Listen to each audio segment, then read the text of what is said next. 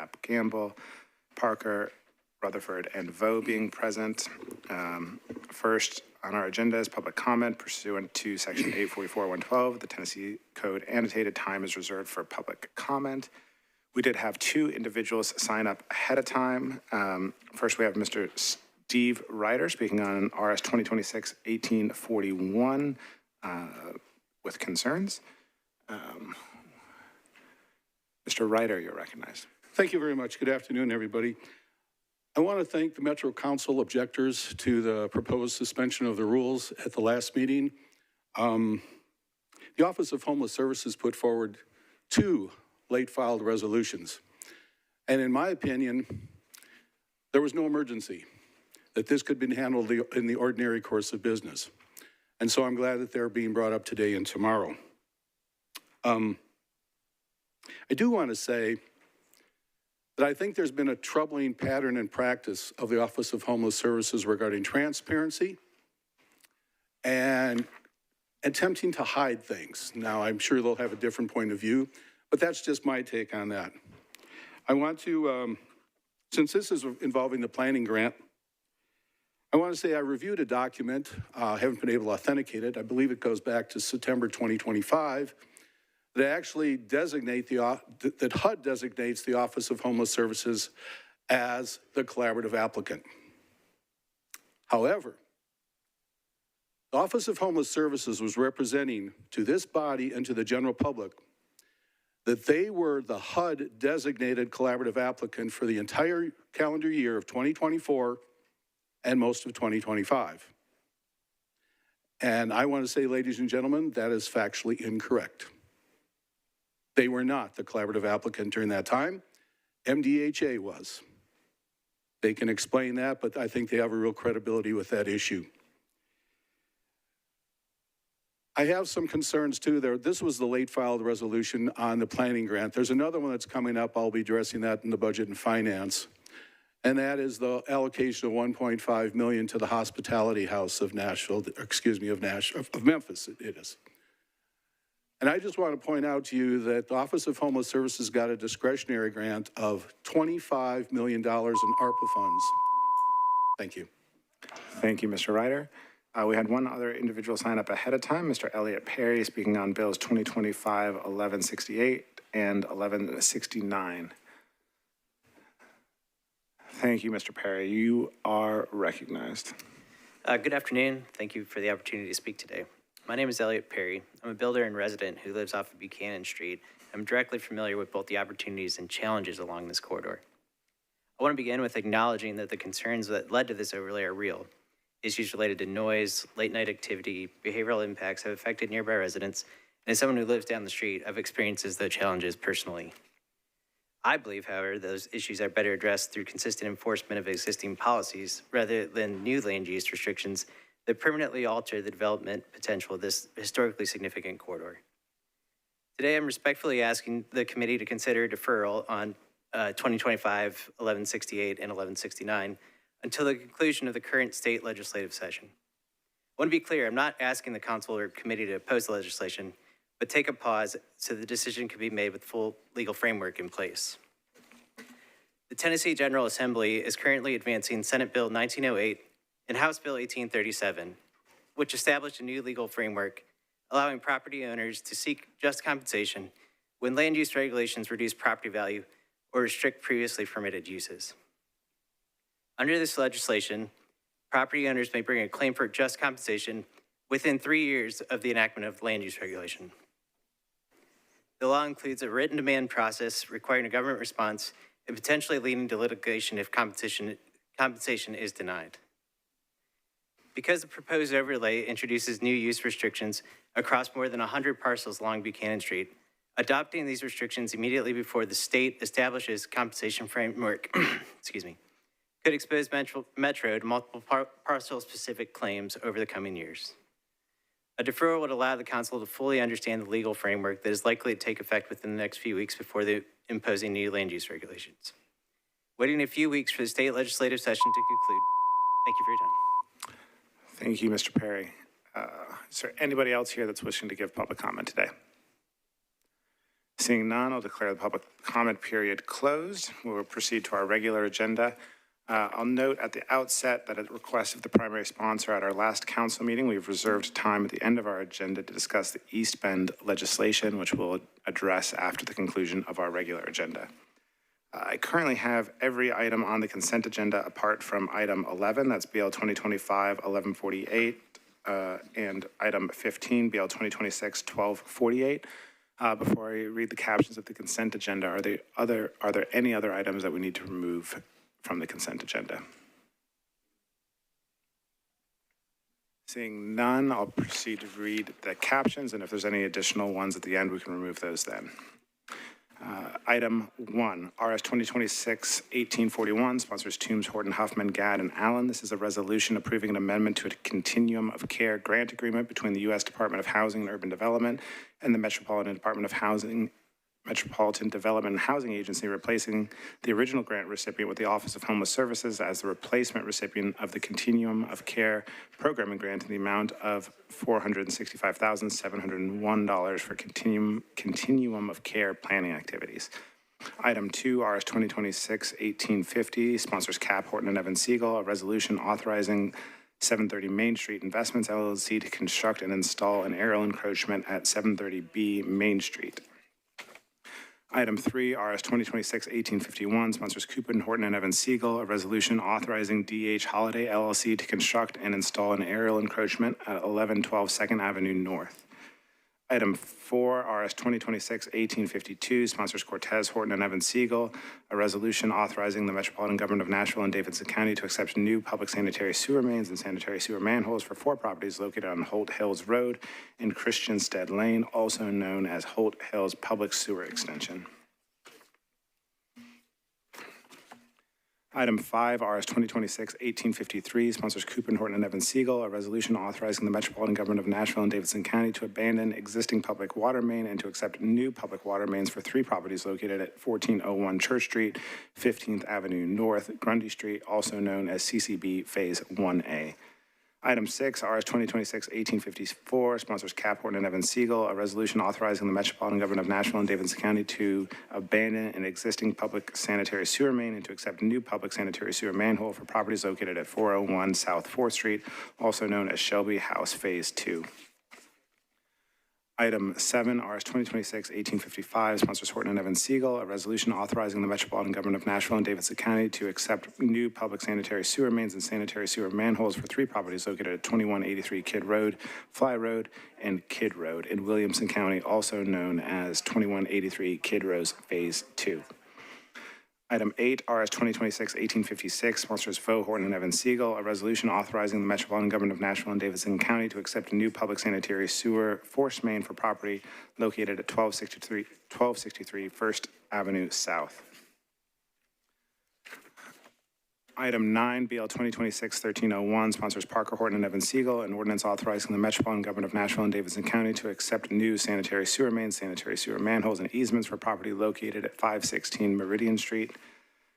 Item 10, BL 2026-1302, sponsors Horton and Evan Siegel, an ordinance authorizing the Metropolitan Government of Nashville and Davidson County to accept new public water main and sanitary sewer main, fire hydrant assemblies, and sanitary sewer manholes and easements for property located at 6103 Mount View Road.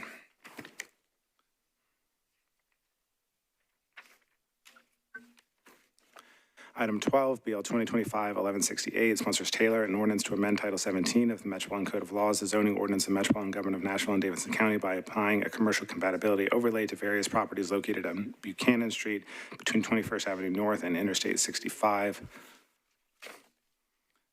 Item 13, BL 2025-1169, sponsors Taylor, an ordinance to amend Title 17 of the Metropolitan Code of Laws, the zoning ordinance of the Metropolitan Government of Nashville and Davidson County by applying a commercial compatibility overlay to various properties located on Buchanan Street between 24th Avenue North and 21st Avenue North. Item 14, BL 2026-1247, sponsor Kimbrough, ordinance to amend Title 17 of the Metropolitan Code of Laws, the zoning ordinance of the Metropolitan Government of Nashville and Davidson County by changing from RS10 to R10 zoning for the properties located at 1905 and 1907 Ashton Avenue, approximately 337 feet south of John Millette Drive. Item 16, BL 2026-1249, sponsors Vo and Horton, an ordinance to authorize building material restrictions and requirements for BL 2026-1248, which is not on consent. Item 17, BL 2026-1250, sponsors Greg, an ordinance to amend Title 17 of the Metropolitan Code of Laws, the zoning ordinance of the Metropolitan Government of Nashville and Davidson County by changing from OL to MULA-NS zoning for property located at 1408 Donaldson Pike, approximately 140 feet south of Lakeland Drive. Item 18, BL 2026-1251, sponsors Gadd and Horton, an ordinance to amend Title 17 of the Metropolitan Code of Laws, the zoning ordinance of the Metropolitan Government of Nashville and Davidson County by changing from R8 to RS10 zoning for various properties located along Rolland Road, east of Wilson Boulevard and west of Carden Avenue. Item 19, BL 2026-1252, sponsor Kimbrough, an ordinance to amend Title 17 of the Metropolitan Code of Laws, the zoning ordinance of the Metropolitan Government of Nashville and Davidson County by changing from RS10 to R10 zoning for property located at 1704 River Drive, located approximately 280 feet west of River Court. Item 20, BL 2026-1262, sponsor Welsh, an ordinance to amend Title 17 of the Metropolitan Code of Laws, the zoning ordinance of the Metropolitan Government of Nashville and Davidson County by changing from RS5 to SP zoning for property located at 228 and 230 Alberta Street at the corner of Burbank Avenue and Alberta Street to permit 5 multifamily residential units. Item 21, BL 2026-1263, sponsor Welsh, an ordinance to authorize building material restrictions and requirements for BL 2026-1262. Item 22, BL sponsors Toombs, BL 2026-1264, an ordinance to amend Title 17 of the Metropolitan Code of Laws, the zoning ordinance of the Metropolitan Government of Nashville and Davidson County by changing from R6 to SP zoning for properties located at 1004 and 1104 Cass Street at the northwest corner of Cass Street and Owen Street to permit 8 multifamily residential units. Item 23, BL 2026-1265, an ordinance, sponsor Toombs, an ordinance to authorize building material restrictions and requirements for BL 2026-1264. Item 24, BL 2026-1268, sponsor Harrell, an ordinance to amend Title 17 of the Metropolitan Code of Laws, the zoning ordinance of the Metropolitan Government of Nashville and Davidson County by changing from AR2A to RM15-A-NS zoning for properties located at 4046 and 4060 Murfreesboro Pike, approximately 399 feet south of Maxwell Road and within the Murfreesboro Pike Urban Design Overlay District. Item 25, BL 2026-1267, sponsor Welsh, an ordinance to amend Title 17 of the Metropolitan Code of Laws, the zoning ordinance of the Metropolitan Government of Nashville and Davidson County by changing from RS5 to R6A zoning for property located at 307 Joyner Avenue, located approximately 164 feet west of Burbank Avenue. And finally, item 26, BL 2026-1268, sponsor Toombs, an ordinance to amend Title 17 of the Metropolitan Code of Laws, the zoning ordinance of the Metropolitan Government of Nashville and Davidson County by changing from RM20-A to SP zoning for properties located at 3B, 5, 7, 9, 11, 13A, 13B, 13C, 13D, Fern Avenue, and 101, 103, 105, 107 Elmhurst Avenue at the northwest corner and northwest corner of Elmhurst Avenue and Fern Avenue to permit all the uses of the RM20A zoning district and not owner-occupied short-term rentals. Oh, sorry, we have more. Item 27, BL 2026-1269, sponsor Parker, an ordinance to amend Title 17 of the Metropolitan Code of Laws, the zoning ordinance of the Metropolitan Government of Nashville and Davidson County by amending a neighborhood landmark overlay district on property located at 1085 Zophie Street, approximately 215 feet west of Gallatin Pike, zoned R6 within a neighborhood landmark overlay district to add personal care services as a permitted use. Item 28, BL 2026-1270, sponsor Welsh, an ordinance to amend Title 17 of the Metropolitan Code of Laws, the zoning ordinance of the Metropolitan Government of Nashville and Davidson County by changing from RS7 5 to R8A zoning for property located at 505 Patterson Street, located approximately 125 feet west of Meade Avenue. Item 29, BL 2026-1271, sponsor Toombs, an ordinance to amend Title 17 of the Metropolitan Code of Laws, the zoning ordinance of the Metropolitan Government of Nashville and Davidson County by changing from IWD to MUG-NS zoning for property located at 50 Vantage Way, located at the corner of French Landing Drive and Vantage Way. Item 30, BL 2026-1272, sponsors Foe and Horton, an ordinance to amend Title 17 of the Metropolitan Code of Laws, the zoning ordinance of the Metropolitan Government of Nashville and Davidson County by changing from R8 to R6A zoning for property located at 1103 West Grove Avenue, approximately 79 feet west of 11th Avenue South.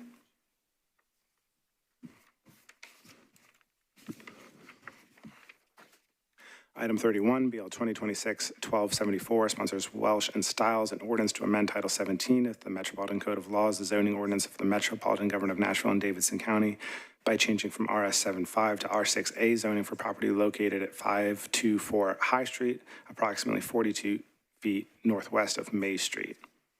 Item 32, BL 2026-1275, sponsors Gamble, an ordinance to amend Title 17 of the Metropolitan Code of Laws, the zoning ordinance of the Metropolitan Government of Nashville and Davidson County, by changing from RS20 to SP zoning for property located at West Campbell Road, approximately 364 feet north of Cunniff Parkway, to permit 17 single-family lots and 19 multifamily residential units. Item 33, BL 2026-1276, sponsor Gamble, an ordinance to authorize building material restrictions and requirements for BL 2026-1275. Item 34, BL 2026-1277, sponsor Eastlick, an ordinance to amend Title 17 of the Metropolitan Code of Laws, the zoning ordinance of the Metropolitan Government of Nashville and Davidson County, by changing from R10 to CS zoning for property located at 4206 Hermitage Road, approximately 450 feet north of Lebanon Pike.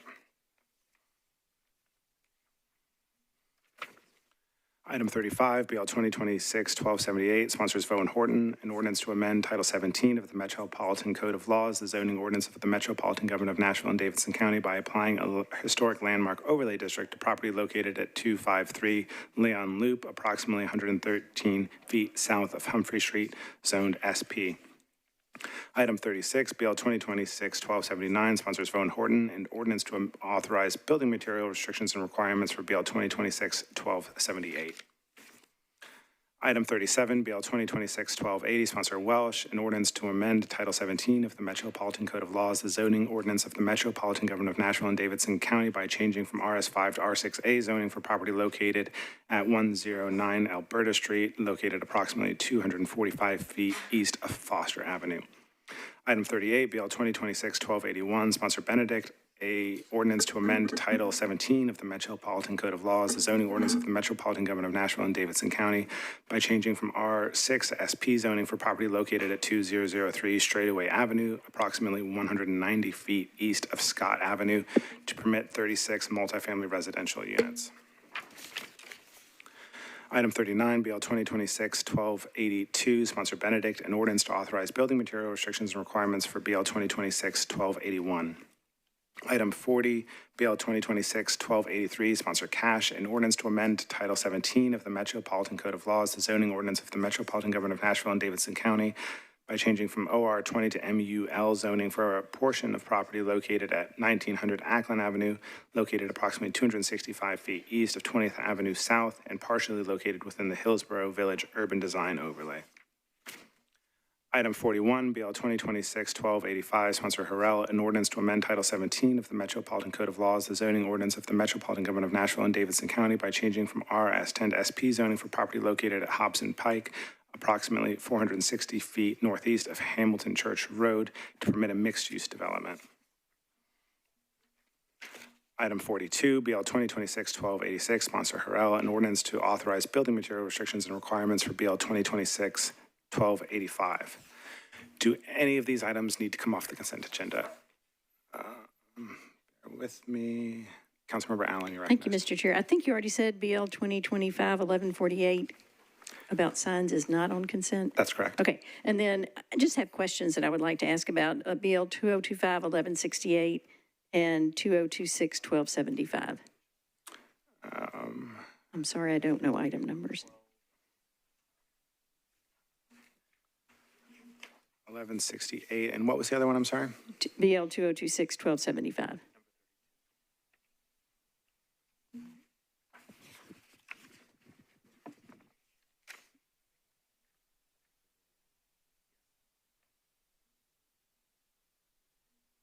Those are items 12 and 32 and are removed from the consent agenda. Are there any other? I see. Councilmember Rutherford, you're recognized. Thank you, Chair. Councilmember Allen had asked for 1168. I also wanted to ask for for that one, along with 1169, the next one, because those items seem to be related. Item 13 will also be removed from the consent agenda. Any further items which need to be removed? Seeing none, do we have a motion? Moved and seconded. All in favor? Any opposed? Any not voting?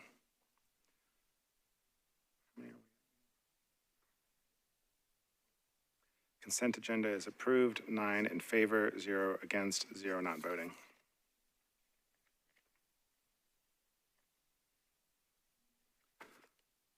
First item not on the consent agenda is item number 11. This is BL 2025-1148, sponsors Prep T and GAD, and ordinance amending chapters 17.04 and 17.32 of the Metropolitan Code of Laws to revise and add regulations on signs within the zoning code.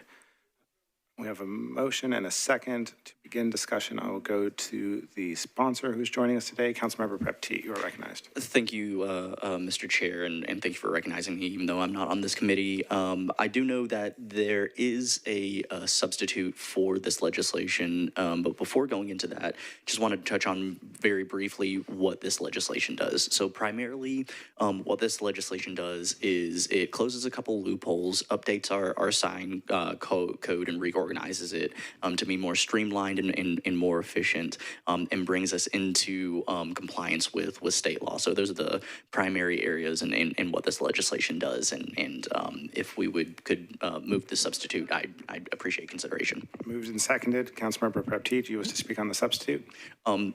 Yeah, same thing. The substitute just cleans up some of the language, make sure that it's done as efficiently as possible so that we can close those loopholes and update our code.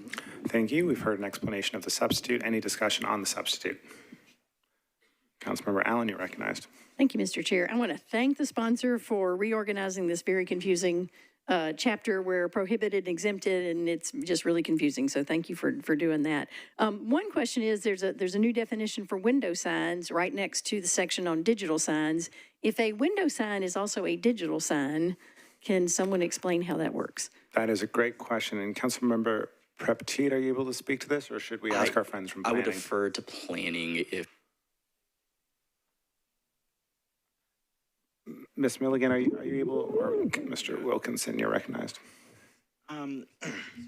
So if the electronic sign is within a window, then that would fall under the the illuminated window signage limit, which is, let me scroll if I can find it real quick. I believe it's like 12, 15%, it's a low percentage. The idea was for illuminated signs to basically just be like an open sign. Like a what? Like an open sign. But like the message signs would fall under that restriction, so as they would have to go. Has to stay static for 8 seconds and all those time. No flashing and all that kind of stuff. Yes. Excellent. I like that answer.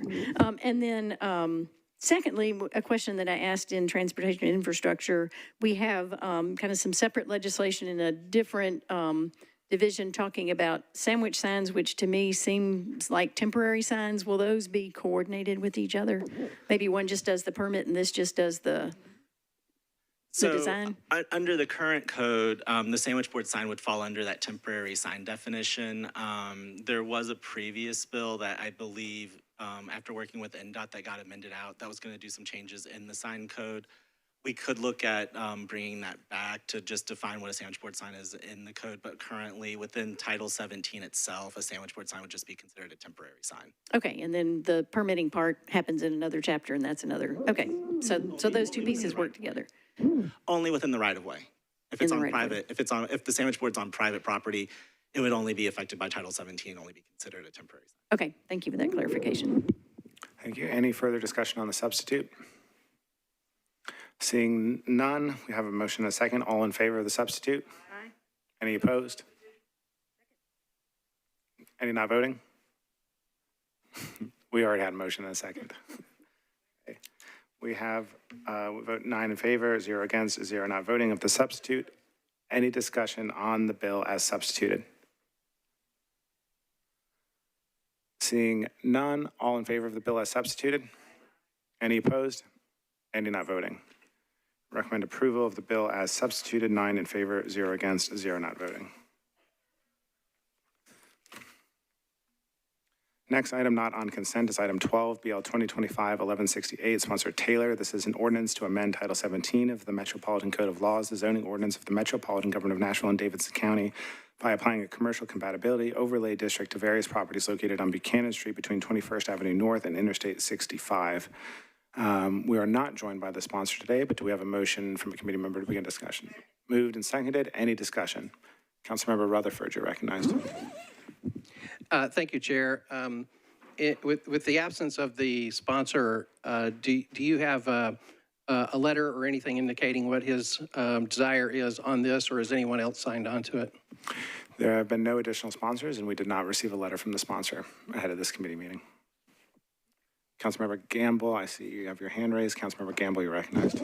Thank you. I'm happy to sign on as a sponsor if necessary. I've attended several of Councilmember Taylor's meetings regarding this particular bill and know that he feels that it's ready to move forward. At the last meeting held at the North Precinct, there were about 50 individuals there. Matthew was there, and he could probably speak to it as well, but there was a lot of support expressed for the bill at that meeting. I'm not sure what question you may have, but I think it could be answered at the table. Thank you, Councilmember Gamble. Councilmember Rutherford, you're recognized again. Thank you, Chair. Yeah, and my question, and the reason I wanted this item and the next one bumped is in relation to the state legislation that is pertaining to such matters. Could legal give us some input in regards to the impact of that legislation and whether or not it would be advisable for us to hold off or essentially defer this until we know the outcome of that legislation before this moves forward? I'm asking this not in opposition to it, but in whether or not we need to, be mindful of what the state may or may not do. We'll go to our counsel for an answer on that. Councilmember, there is a new amendment that has been filed on the state legislation that I have not been able to review yet, but I would, I can review the proposed amendment and get back to you in the committee about its effect on the proposed legislation. Is that to say you can get back, but while this meeting is actually going on, or after the fact? I could do my best within this meeting, although more than likely it would be after the fact. Okay, thank you. Thank you, Councilmember Rutherford. Any further discussion on this? Councilmember Gamble, you're recognized. Thank you, Chair. And I guess I have a question regarding the state legislation. Regardless of what happens on the state level, I guess my question is for legal. How would that impact the legislation as it is today and our consideration of it today? Go back to our counsel.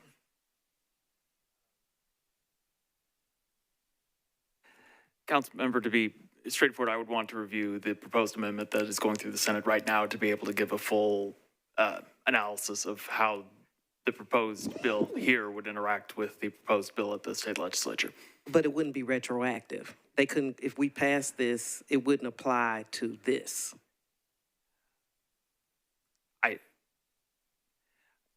If you wouldn't mind, let me double check and I can get that confirmed for you. All right, thanks. Thank you, Councilmember.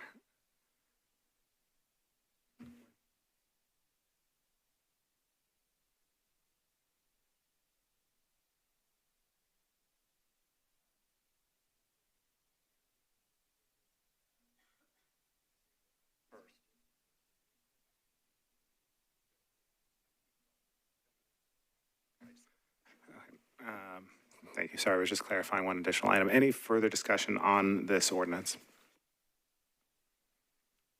Councilmember Rutherford, you're recognized. Thanks for recognizing me again. I don't really feel comfortable moving forward with this until we have something definitive in terms of the impact of the state legislation. And so I feel like we're at a bit of an impasse. And again, I'm not in opposition to the measure, but I do think we would be better served by a deferral. And so I'd like to make that motion of a 2-meeting deferral. We have a motion for a 2-meeting deferral. Any discussion on the deferral motion? Oh, yeah, do we have a second for the deferral motion? Motion fails for lack of second. We're back on the motion to approve. Councilmember Benedict. Thank you, Chair. I've been in touch with Councilmember Taylor throughout this process. Last meeting on the floor, in particular, he and I had a long conversation about this. And my understanding, and I know that another meeting was desired by the community and another meeting was held. And it was well attended, as Councilmember Gamble just said. From talking with Councilmember Taylor, this is desired by the residents around this area. I think when we talk about, our constituents and our constituency and what their needs are, I think it's important that we put those residents, first, in my opinion. We've got zoning laws that allow commercial properties to abut residential properties, but we also have restrictions on what those commercial properties can and cannot do. And this has been a source of contention for him and his district for some years now. And that's why I was a co-sponsor of creating the Commercial Compatibility Overlay District. And so with that, he and I spent a lot of time talking about that and making that legislation work well. I trust that, I know he's obviously not here today, but I'm very supportive of this, and I would ask my committee members to support it as well. Thank you, Councilmember Benedict. Any further discussion? Councilmember Allen, you're recognized. Thank you. This is a little bit of a tangent, but I think it's important to acknowledge all the hard work that has gone into this, and Councilmember Taylor worked really long and hard on just creating the commercial compatibility overlay in the first place. I attended the planning committee meeting where he received input from the planning commission and made modifications based on their recommendations. So I know he's been very thoughtful about that. I will say, I think this council in general can do a better job of going beyond just digital communication with constituents to ensure that everyone is aware of it. And I would just encourage us to remember that we do have constituents who may not be online, and that sometimes if we are rezoning someone's property, we should also resort to old-fashioned mail and other methods, and to be as thorough as we can with door knocking and house parties and block parties and whatever, block meetings, to ensure that every owner has had the opportunity to be a part of the conversation on the front end so that we can adjust and possibly carve people out when that's appropriate. I think Councilmember Taylor's worked really hard on this. I'm going to support it, but I would like to see us perhaps, if not formalize, at least articulate and get into writing some of the best practices for ways to ensure that when we do a zoning that affects a lot of properties, that everyone has been a part of that process. So I just want to use that opportunity to say that. Thank you. Thank you, Councilmember Allen. And I saw Councilmember Gamble had her hand up, but in the meantime, Councilmember Rutherford, our legal counsel, has come up with an answer to your query. Brian, you're recognized. Thank you, Chair. To clarify, after reviewing the bill and the proposed amendment, if it would not be retroactive, so any actions taken by this body before this bill was passed and enacted by the General Assembly would not be effective. If this bill was to pass after the General Assembly passed this law, or if they were to, I believe it's still in committee, there would have to be a discussion about confirming that that land uses that were removed would be subject to compensation. Obviously, there are claims that Metro could make in some cases about whether a reduction of use would automatically lead to a reduction of property value. But beyond that, it would have to be a discussion of what the reduction of land uses or permitted uses accomplished and whether that led to a reduction in value. Thank you, Council. Councilmember Rutherford. Thank you for that, and that is what we needed to know before I would be comfortable in moving forward. So just to clarify, that the state legislation is being heard in committee Wednesday and Thursday. That's House and Senate. And so we'll be passing this, if it passes, tomorrow. So we would be ahead of the game depending on what the legislature did after the fact. So I just want to make sure I'm understanding that we would not be impacted then ultimately, this legislation would not be impacted by what the state may or may not do after the fact. Councilmember, if this body enacted this ordinance before the state legislature fully passed and enacted their legislation, yes, it would not be retroactive onto what would be done beforehand. Okay, thank you. Perfect. Thank you, Councilmember Gamble, you're recognized. Thank you so much, Chair. I just wanted to remind everyone watching and also Councilmember Allen that notices were sent out and signs were posted. Notices were sent to all the property owners within how many feet? 1,000 feet of the property, so they were aware. And also, there is a best practice for planning and zoning matters that I compiled and with the help of this committee last couple of months ago, and so it is available on the SharePoint, best practices for public engagement regarding planning and zoning matters. So encourage those who are interested to take a look at that, and it does include sending out notice and various ways of communicating with the public. Thank you. Thank you, Councilmember. Any further discussion? Seeing none, we're on the motion to approve. We have a second. All in favor? Any opposed? Any not voting? Recommend approval, 9 in favor, 0 against, 0 not voting. Next item not on the consent agenda is related item number 13, BL 2025-1169, sponsor Taylor. This is an ordinance to amend Title 17 of the Metropolitan Code of Laws, the zoning ordinance of the Metropolitan Government of Nashville and Davidson County, by applying a commercial compatibility overlay district to various properties located on Buchanan Street between 24th Avenue North and 21st Avenue North. Do we have a motion? Moved and seconded. Any discussion on the bill? Seeing none, all in favor? Any opposed? Any not voting? Recommend approval, 9 in favor, 0 against, 0 not voting.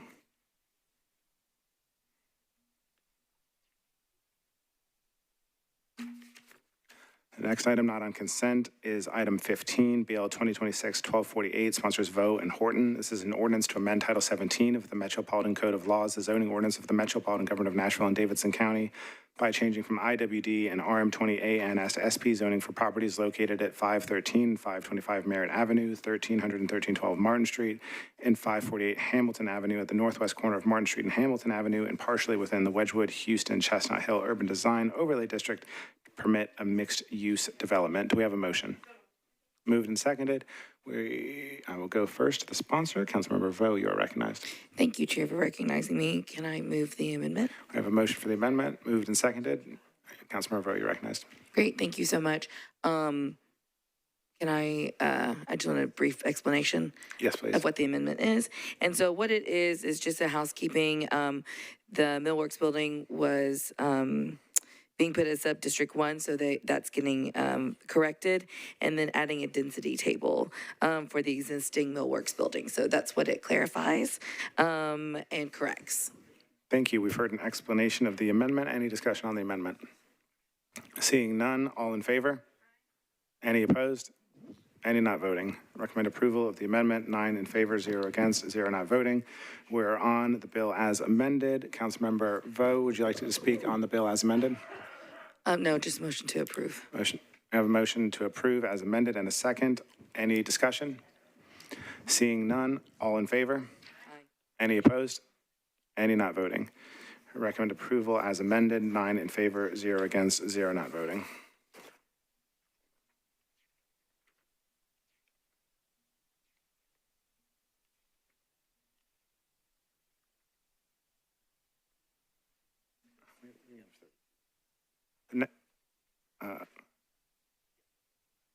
Next item not on the consent agenda is item 32. This is BL 2026-1275, sponsor Gamble. This is an ordinance to amend Title 17 of the Metropolitan Code of Laws, the zoning ordinance of the Metropolitan Government of Nashville and Davidson County, by changing from RS20 to SP zoning for property located at West Campbell Road, approximately 364 feet north of Cunniff Parkway, to permit 17 single-family lots and 19 multifamily residential units. We are joined by the sponsor, Councilmember Gamble. I will go first to you, please. Or do we have a motion? And do we have a motion? So, yes, move the and bill, seconded. please. Thank You're, you. you're right. Thank you, Chair. I think Councilmember Allen had a question. Councilmember Allen, you're recognized. Thank you for the opportunity. I just was reading through the staff report because there was some discussion at the public hearing, and am just wondering if the staff reviewer could talk a little bit about how T3 neighborhood maintenance, which is what this is, how that differs from T3 neighborhood evolving. I mean, just I appreciate the options for housing that this is creating, but when I guess I've said to people, oh, maintenance means that things look like everything around them still, and apparently there's some latitude there. So if y'all could just explain that a little bit, I would appreciate it. Thank you, Councilmember. I'll go to the planning table. Ms. Milligan, you're recognized. Sure. So T3 neighborhood maintenance does not mean no change. And within T3 neighborhood maintenance, within all of the maintenance policies, actually, T4 and T3 both, there is what are called infill areas, and those can be vacant or underutilized land that's larger, that's situated maybe within an area that has a relatively consistent block and lot pattern. Those can redevelop with types of housing that may not already exist. And so this is actually a really good example of that, where you have a relatively large vacant property located along a street where there is a subdivision existing, but it's larger by several times than the existing lots. Within those, we would expect that they can have a broader mix of housing types than the rest of the neighborhood maintenance area immediately adjacent to it, subject to appropriate design that transitions in type and massing and location. And so you'll notice on the plan that where an existing road continues through the site, planning worked to require that those be single-family platted lots. And actually, one of the conditions was that some of those be combined for the lots to be actually larger near to the existing lots. And so that's providing that transition in like type, which is platted lots on larger lots. And then the attached units are located further from that existing pattern. So that is a way where something that is larger can have a little bit of a different mix of types than maybe the rest of the surrounding neighborhood maintenance. Thank you, Ms. Milligan. Councilmember Benedict, you're recognized. Thank you, Chair. I guess maybe for the planning table, would neighborhood maintenance policy cause an 8,000 square foot home to be built on single family lot across the street from a 1,200 square foot single family lot? Ms. Milligan?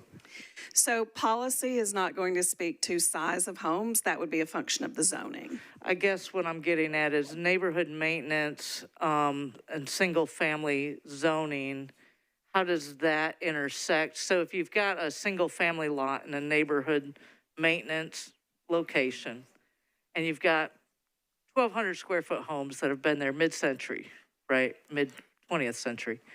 And then, a vacant lot that supports the size of a home that, in this particular case that I'm talking about, is 8,000 square feet.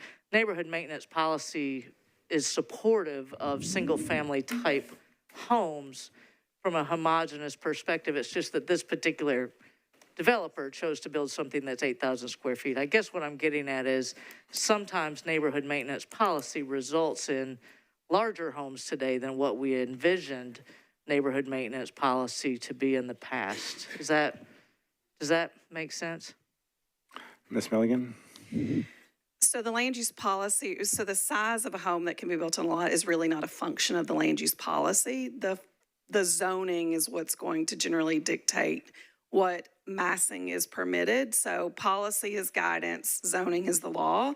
The zoning is going to, the zoning is what's going to guide. We would generally just say single family versus single family and not get into the size of an individual home, not with policy. So And I give the example of the square footage just as an example of neighborhood maintenance does not necessarily mean the size of a home that's being built is going to be maintaining the character of the neighborhood as it is all I was getting at, Chair. That's all I needed. Thank you. Thank you, Councilmember. Any further discussion? Seeing none, we're on the motion to approve. Seconded, all in favor? Any opposed? Any not voting? Recommend approval, 9 in favor, 0 against, 0 not voting. That concludes the last item on our regular agenda. We've reserved some time at the end for discussion of the East Bend legislation at the request of the primary sponsor who's here today, Councilmember Coopin.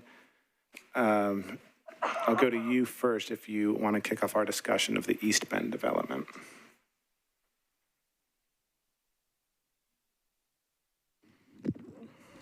Thank you, Chair, and apologies on the delay, was discussing the East Bend development. Appreciate you making some time to put this on the agenda, Chair, even though it's not on the the bill's not before us. As we know, there are two bills going on right now. We have the planning downtown code expansion, and then we have the property owners rezoning, picking up that DTC expansion. There have been a number of community meetings. I've held two. There was one in East Nashville last week, and continued engagement. We're getting emails from constituents. I've encouraged folks to reach out to me if you've got questions or concerns. I think this is really an interesting kind of new thing for Nashville, using form-based zoning as a tool versus SP. And so there's a lot of questions and concerns around height and scope and space. And I think some of that is going to be answered in this zoning, but a lot of it's going to be answered in other pieces of the process, such as planning staff recommendations and downtown code design review committee. And so I was hoping I could toss over to Ms. Milligan with planning just to give a little bit of an overview, just explaining what the downtown code design review committee, what it is, what it does, and how a project would come before that committee, and how they would engage with it. Thank you, Councilmember. Ms. Milligan, you're recognized.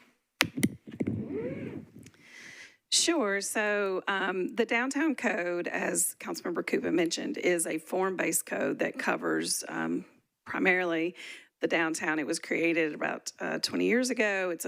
It's a different type of zoning than our traditional zoning districts that cover the rest of the county. It is more design focused as opposed to being use-based. It focuses on mass and scale and where buildings are located on a site, and things like tower separation, parking garage liners, or the location of parking, for example.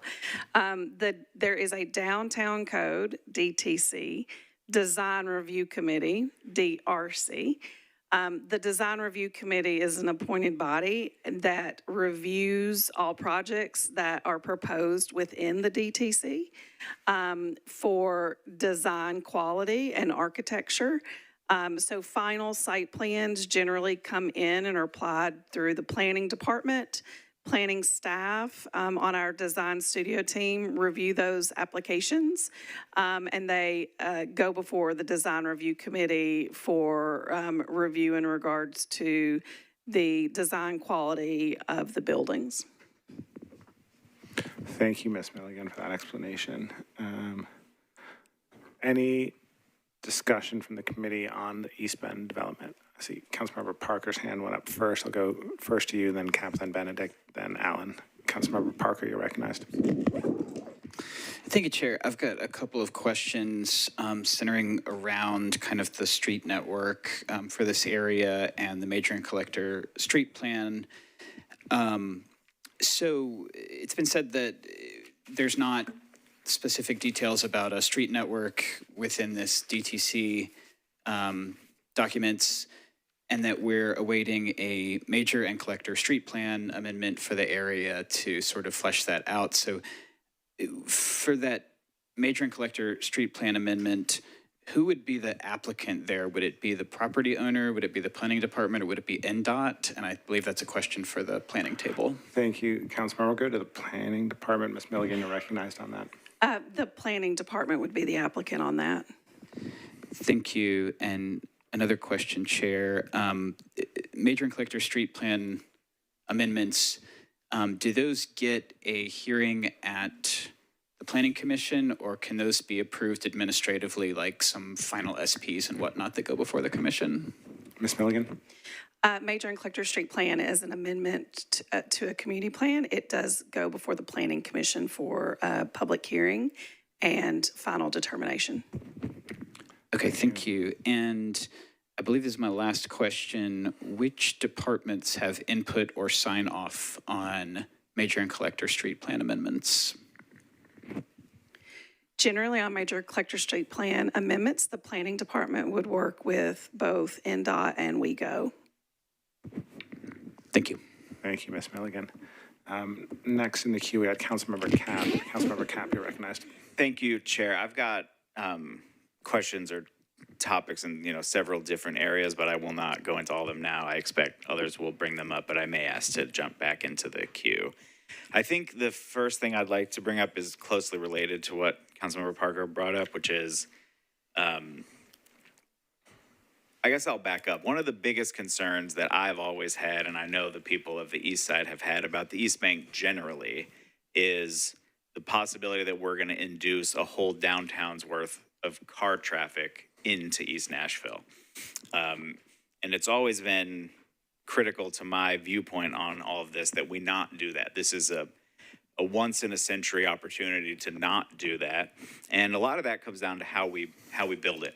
I'm a little bit worried that we're already kind of behind where I'd hope we'd be in terms of infrastructure stuff in other parts of the East Bank, and I'm worried about accumulating effects from that.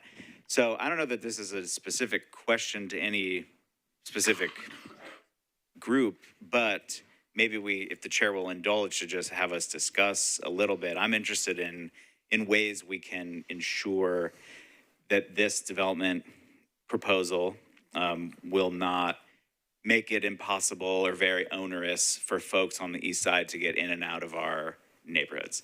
I mean, the thoughts that occur to me are that the commitments we've made in other parts of the East Bank to make it accessible to and safe for modes of transportation that are not cars should apply here with just as much force. I'm concerned that we're not, at least in the current form, requiring that. I'd be curious about the possibilities of requiring studies of traffic impacts for a development of this scale.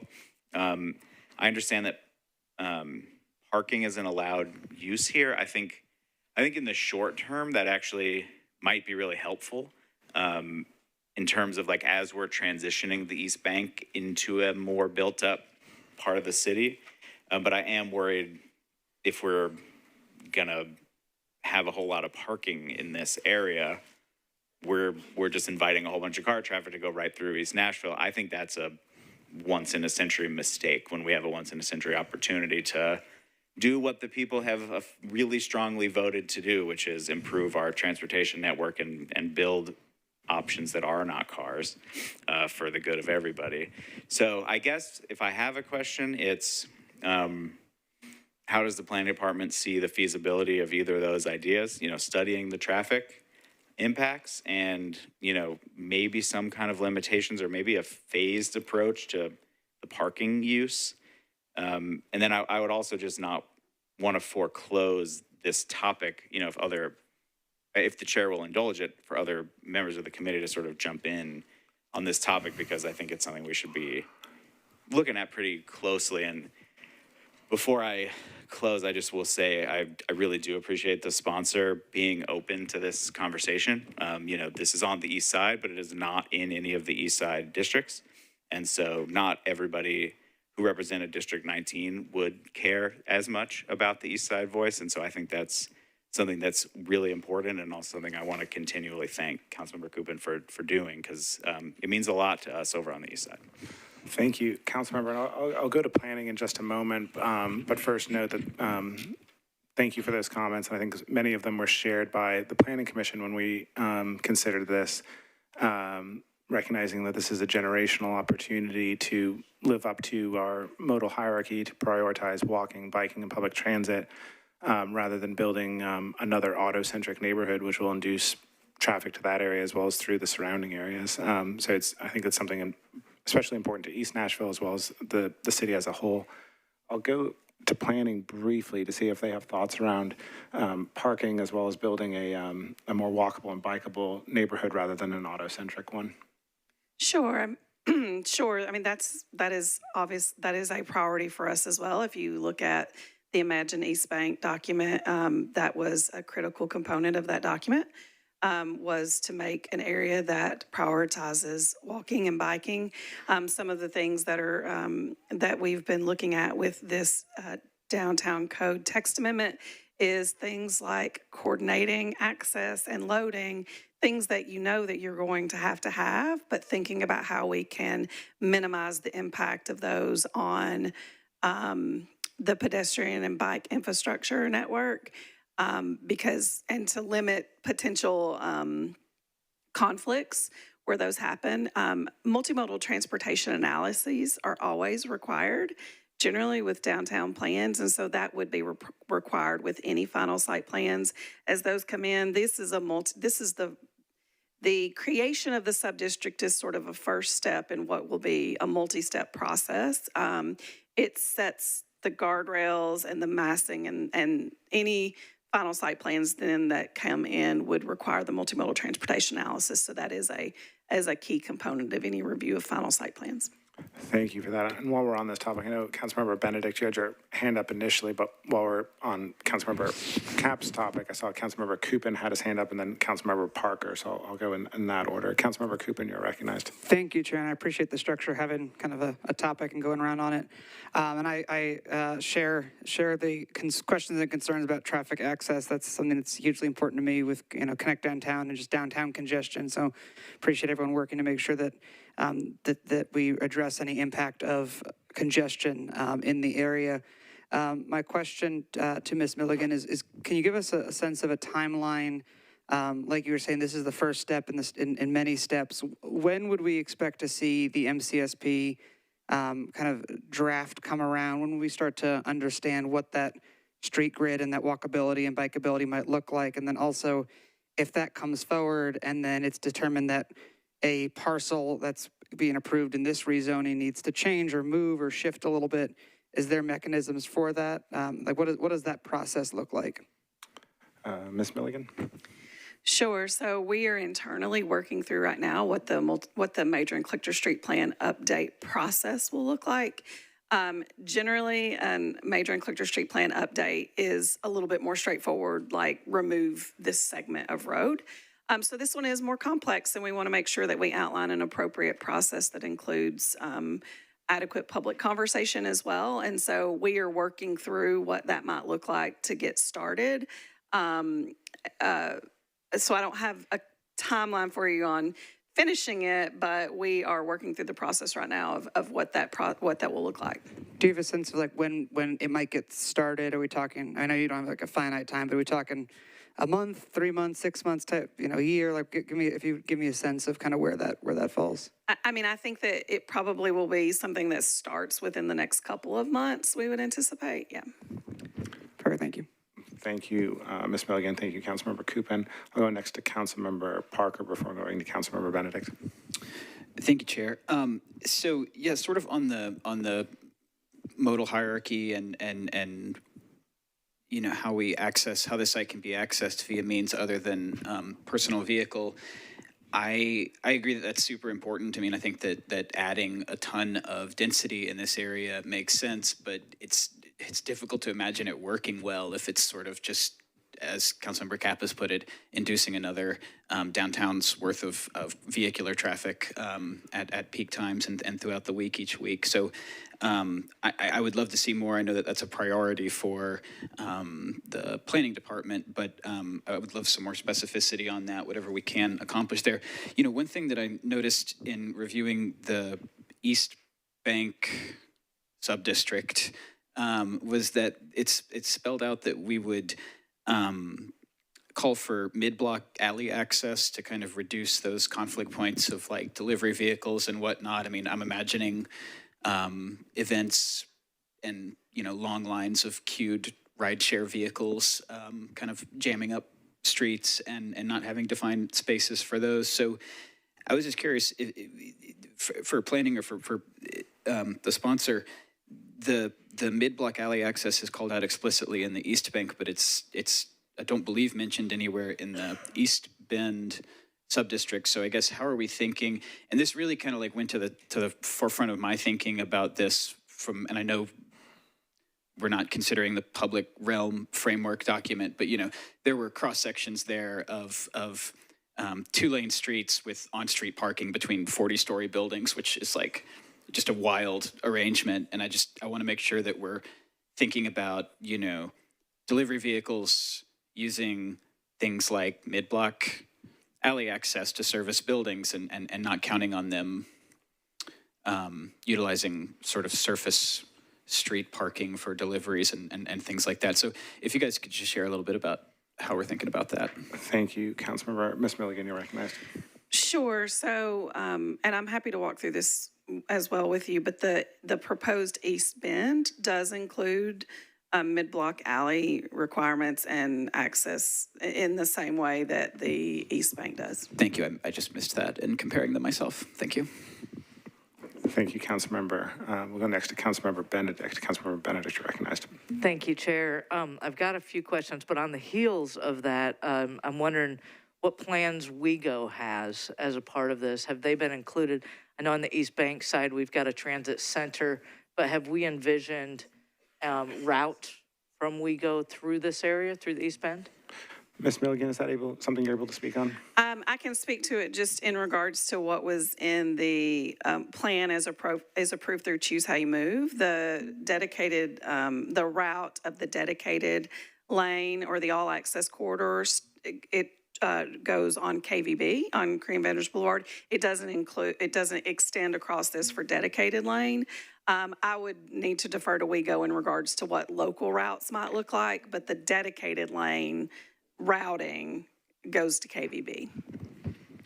Then is that something that is looked at by the DRC when we get to that point? Or at what point does WeGo get involved to say, you don't have to walk 10 acres to get to KVB, there's a bus service here? We would include them in conversations with the major and collector street plan, but those would really be operational questions. So the DRC is really only going to be looking at what's happening within the bounds of a parcel.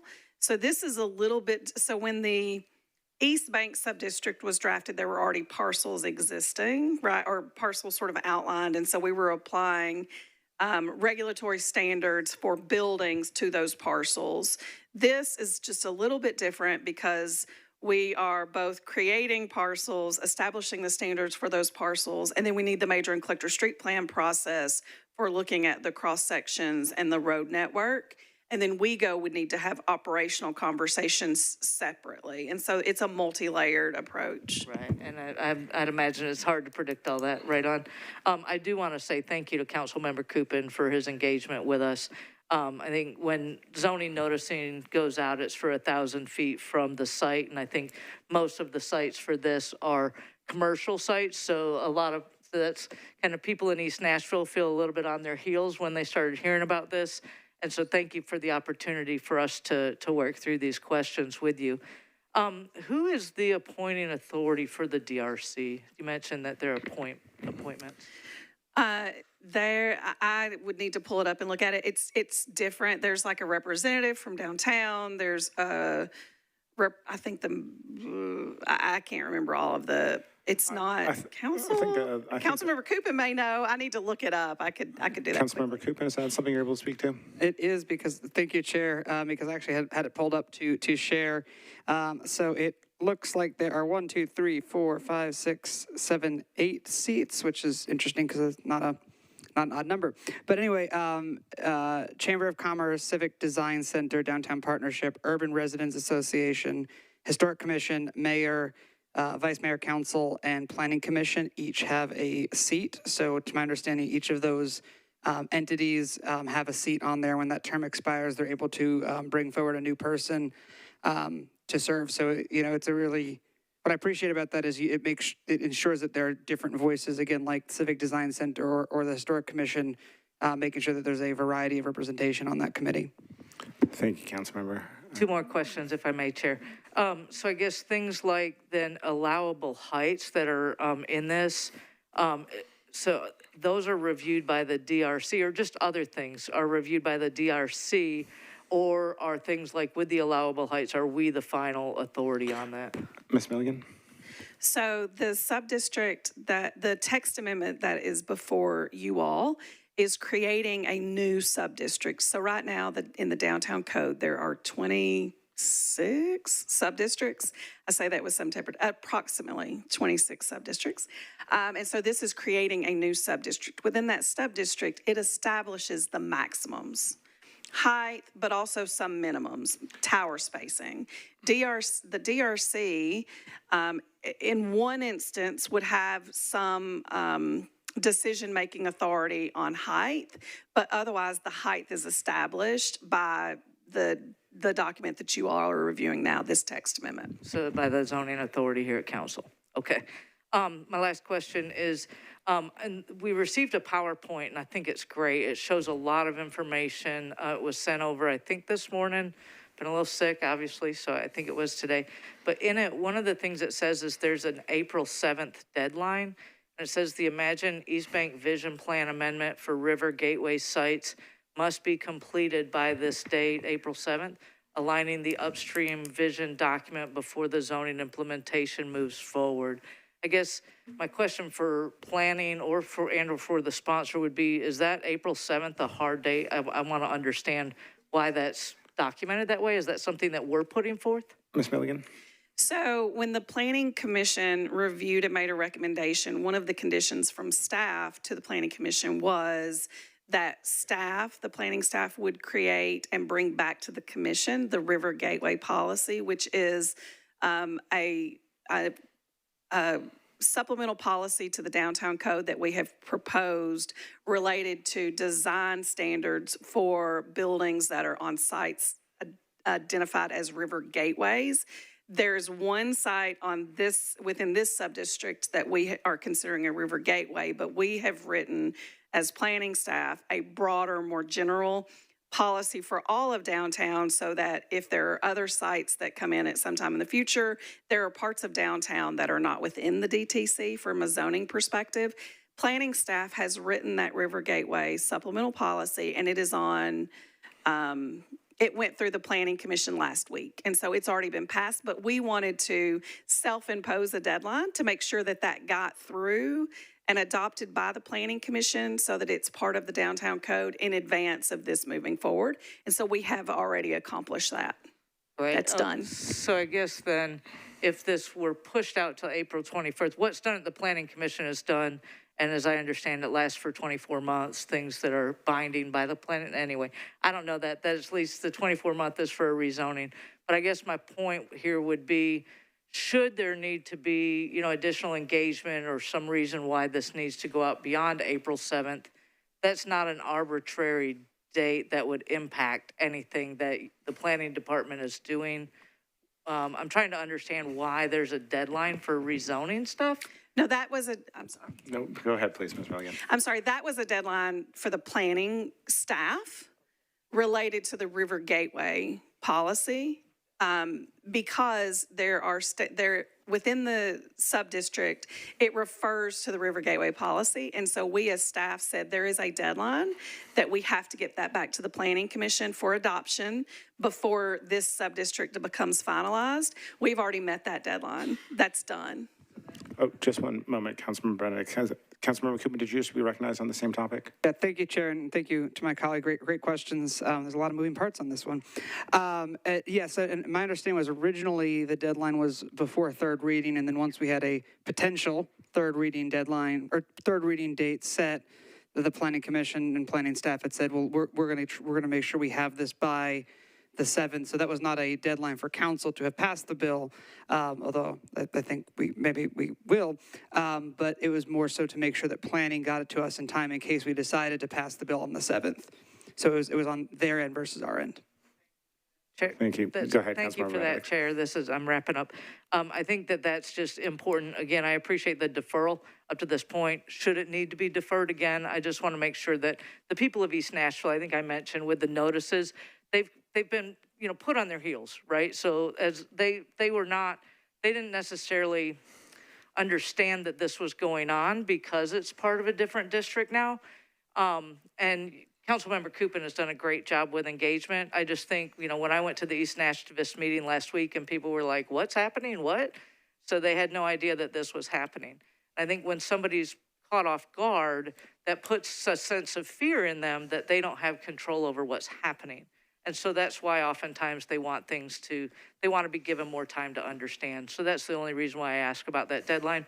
I too hope that, we can get it done by the 7th, but if there's some reason, I wanted to understand if that was a necessary deadline or not. Thank you, Chair. Thank you, Councilmember. Councilmember Vo, did I see your hand up? Councilmember Vo, you're recognized. Thank you so much, Chair. I just had some comments from constituents I was speaking with today, and they were asking about environmental analysis because talks about like a possible children's museum or daycares. They just wanted to understand better with the old scrapyard. So can someone explain, is there going to be like what the environmental analysis looks like today or in the future? Ms. Milligan, is that something you're able to speak on? I can only to say that that is not necessarily part of the rezoning action because what we're doing is talking about entitlements and that any necessary studies or remediation would be required to be done with final site plans. Thank you. So, Councilmember Coupin, did you wish to speak on that point? Chair, there are folks from the development team that are here. If you want to recognize them, it's up to you if you want them to weigh in on that. Councilmember Vo, would that be useful to your question? Sure. They just wanted to have a better understanding, so I just wanted to make sure that I asked the question so that we could have clarity on that. Thank you, Councilmember. Is there a member from the development team here that's able to speak on that point? If so, please introduce yourself before giving comment. Hello, my name is Matt Hall. I'm a Terracon Consultants. I'm an environmental consultant that's been working with the development team on this. We have done quite a bit of extensive environmental investigation on this site before they acquired it. We did a phase 1 environmental site assessment where we looked back through historical records at everything that's happened at the site, and then looked back through all of the TDEC files that are available for the site, which included a number of remediations and environmental investigations that they oversaw. And then we also did a significant environmental investigation on that we did on behalf of the findings of that phase 1 environmental site assessment. The findings that we found are not something there are some impacts there. But they are generally shallow impacts, and they are impacts that are generally associated with what you would expect to be found there. Metals, a little bit of petroleum, but it's all shallow stuff. It's stuff that I think is easily removed, easily managed, and is something that is easily done in a urban environment and is done all the time in the urban environment. It will be a situation where we have TDEC. We've already had initial conversations with them and kind of talking through what managing the site would look like. Based on our initial conversations with them, they're pretty comfortable with the plan of being able to redevelop this in a way that protects human health and the environment. Thank you for that. Councilmember Vo, any other questions on that point? Yes, thank you, Chair. I just have a follow-up. Would the soil be able to support a 40-story building? Is that something you're able to speak to, sir? That's really a geotechnical question rather than an environmental question. So, I mean, are you asking about the support of the soil, kind of the strength of being able to like put foundations down and stuff like that? Yes. Yeah, so that's a geotechnical question. I'm an environmental guy. I mean,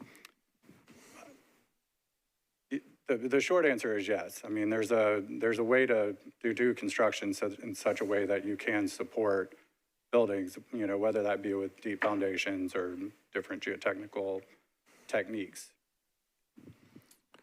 Okay. Is there, I don't know. If Is there else on another the member team- of your team that may be able to speak more authoritatively on that subject?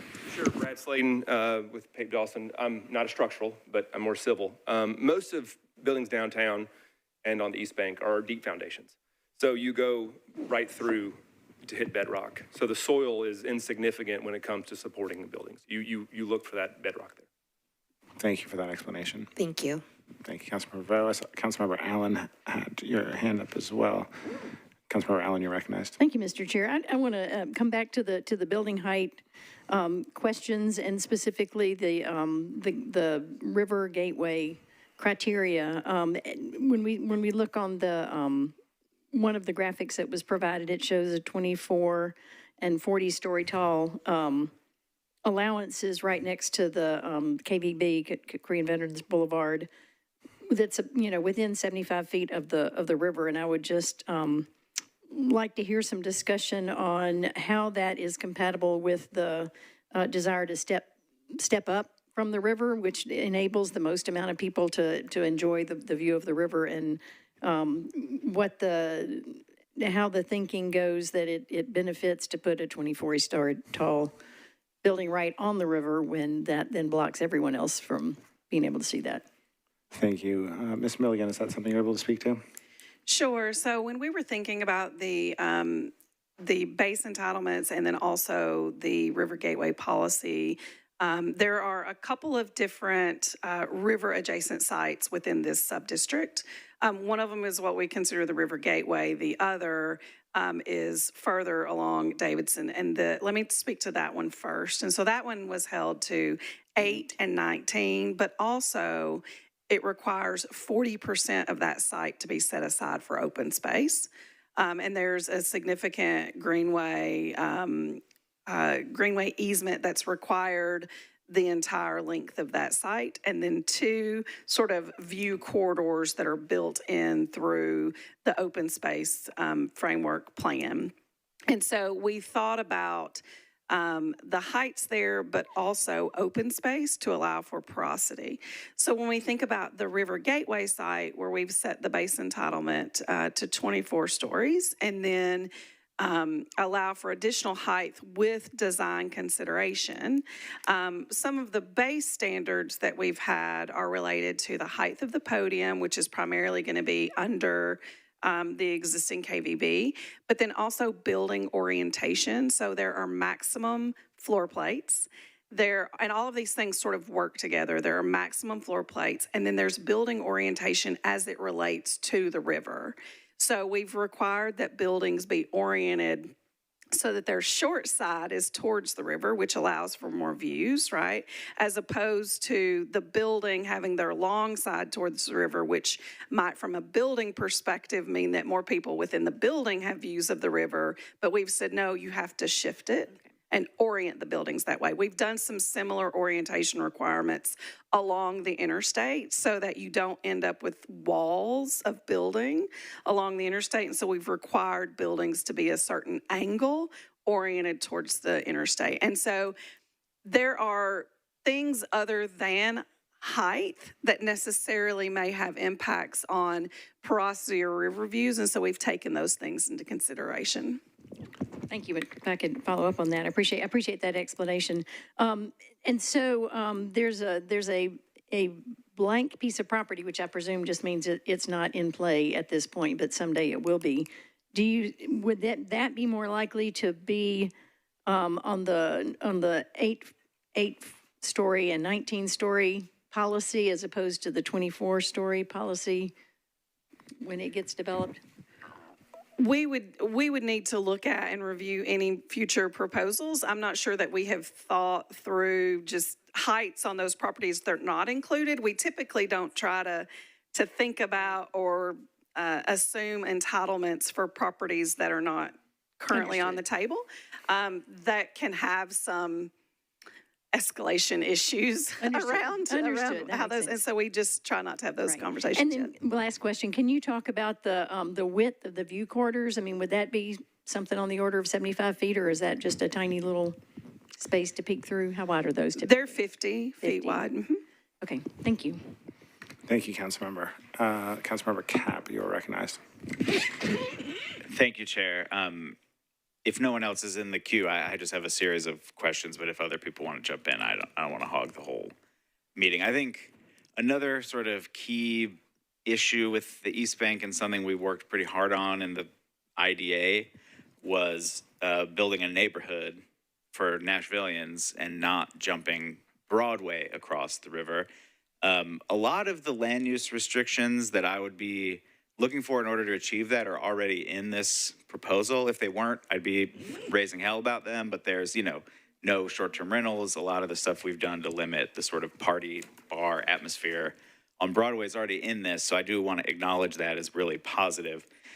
But one thing I notice is that a lot of the use regulations are relying on the floor plates to sort of dictate uses. And if we want to build a lot of housing, which I do in this place, so that we're building a neighborhood, something I might be interested in is exploring ways that we can limit hotel uses, because as I understand it, hotels or residential can go into kind of a similar floor plate.